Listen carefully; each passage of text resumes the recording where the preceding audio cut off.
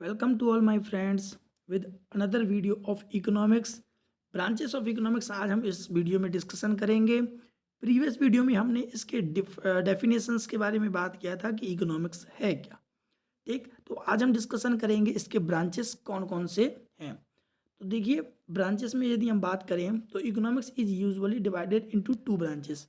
Economics को दो branches में डिवाइड किया गया है। पहला आता है हमारा इसमें माइक्रो इकोनॉमिक्स, देन अनदर आता है हमारा मैक्रो इकोनॉमिक्स। यदि हम बात करें माइक्रो इकोनॉमिक्स क्या और मैक्रो इकोनॉमिक्स क्या है, देखिए वर्ड्स पहले हमको समझने पड़ेंगे, देन हम इन दोनों के बारे में अच्छे से समझेंगे। माइक्रो वर्ड्स का मीन्स होता है स्मॉल और इकोनॉमिक्स का मतलब हम पढ़ चुके हैं। मैक्रो का मतलब होता है aggregate means large. Micro means छोटा, मैक्रो मीन्स लार्ज बड़ा।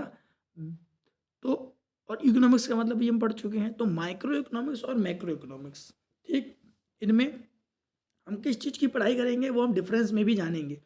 तो माइक्रो इकोनॉमिक्स मतलब स्मॉल है, तो सीधी बात है कोई छोटे लेवल की ही बात होगी।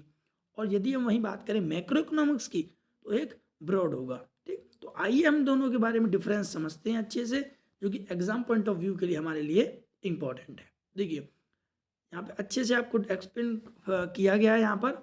ठीक है, तो देखिए पहला क्या हमारा micro economics. Micro economics deals with the small economic unit, individual consumer, individual firm. Micro economics से वो डील करता है किसमें, स्मॉल इकोनॉमिक यूनिट। मैंने बताया था एक छोटे लेवल पर डील करता है ये। इंडिविजुअल कंज्यूमर हो सकता है यानी कि हम, इंडिविजुअल कोई फर्म हो सकता है मतलब कोई एक स्मॉल यूनिट। ठीक है, तो वेरियस काइंड्स ऑफ जो भी स्मॉल हो सकते हैं, स्मॉल इकोनॉमिक यूनिट होता है, वहाँ पर माइक्रो इकोनॉमिक्स में डिस्कशन किया जाएगा। Where as we talking about the micro economics, micro economics deals with the whole economy in aggregate level. यदि हम मैक्रो इकोनॉमिक्स की बात करें तो ये पूरे एग्रीगेट इकोनॉमी मतलब होल इकोनॉमी एग्रीगेट लेवल की बात करता है। होल इकोनॉमी मीन्स पूरे अर्थव्यवस्था की। ठीक, मतलब ये कह सकते हैं कि पूरे देश के बारे में डिस्कशन करता है। तो the major difference between micro economics and macro economics which is in small economic unit, whereas macro economics the whole economic unit. ठीक, macro economics cover small economic unit, whereas macro economics cover whole economic unit. Next difference, macroeconomics determine of price in the market, so it is called the theory of price. This is the most important difference between microeconomics as well as macroeconomics. ठीक, क्या है, micro economics है जो determine करता है price in the market. Market में क्या price होगा गुड्स का और सर्विसेज का, वो डिसाइड कौन करता है, माइक्रो इकोनॉमिक्स, बिकॉज एक स्मॉल इकोनॉमिक यूनिट पर वर्क करता है, इसीलिए इसको थ्योरी ऑफ प्राइस बोला गया है। ये मोस्ट इंपॉर्टेंट क्वेश्चन है, अगेन बोल रहा हूँ मैं, theory of price. Micro economics को थ्योरी ऑफ प्राइस बोला जाता है। Micro economics determine the aggregate output and general level of the in the economy, so it is called theory of income and employment. Macro economics है वो determine करता है, deal करता है आउटपुट पर, एग्रीगेट आउटपुट पर, ओवरऑल जो output होता है उस पर, जनरल प्राइस लेवल पर।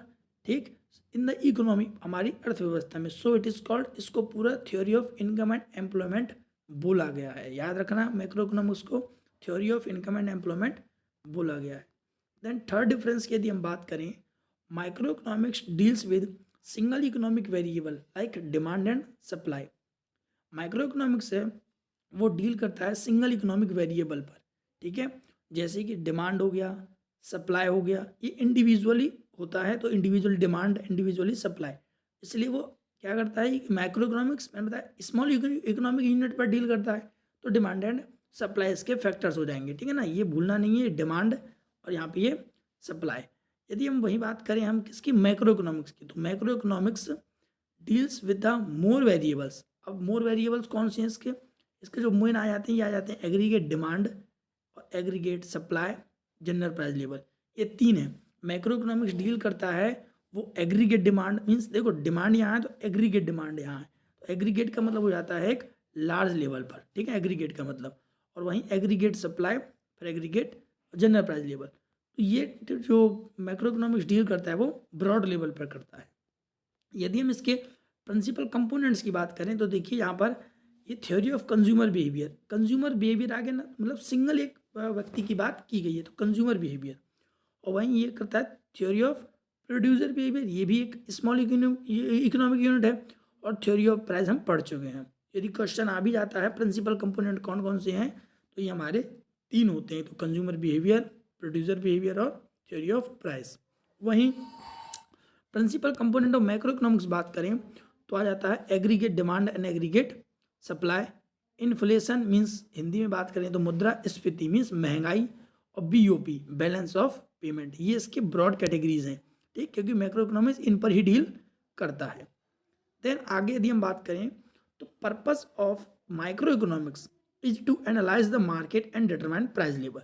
जो पर्पस होता है माइक्रो इकोनॉमिक्स का, यदि बात करें ऑब्जेक्टिव लगभग, तो इसका मेन उद्देश्य होता है कि मार्केट को एनालाइज करे कि मार्केट में कुल मिलाकर किस चीज़ की कंज्यूमर के द्वारा डिमांड क्रिएट किया जा रहा है, ठीक, किस चीज़ की रिक्वायरमेंट है उसको, उसी के रिगार्डिंग ये वर्क करता है। डिटरमाइन द प्राइस लेवल, और प्राइस लेवल को डिटरमाइन तो करता ही है, जैसे हमने ऊपर अभी डिफरेंस पढ़ा था, that is why micro economics called theory of price, इसीलिए तो माइक्रो इकोनॉमिक्स को क्या कहा जाता है, थ्योरी ऑफ प्राइस।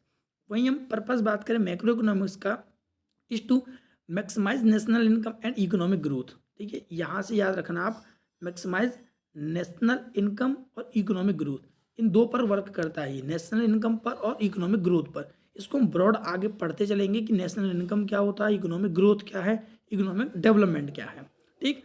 तो नेशनल इनकम होता है वो हम बताएंगे। तो नेशनल मतलब होता है पूरे राष्ट्र की इनकम, और इकोनॉमिक ग्रोथ पूरा अर्थव्यवस्था की जो ग्रोथ है उसको।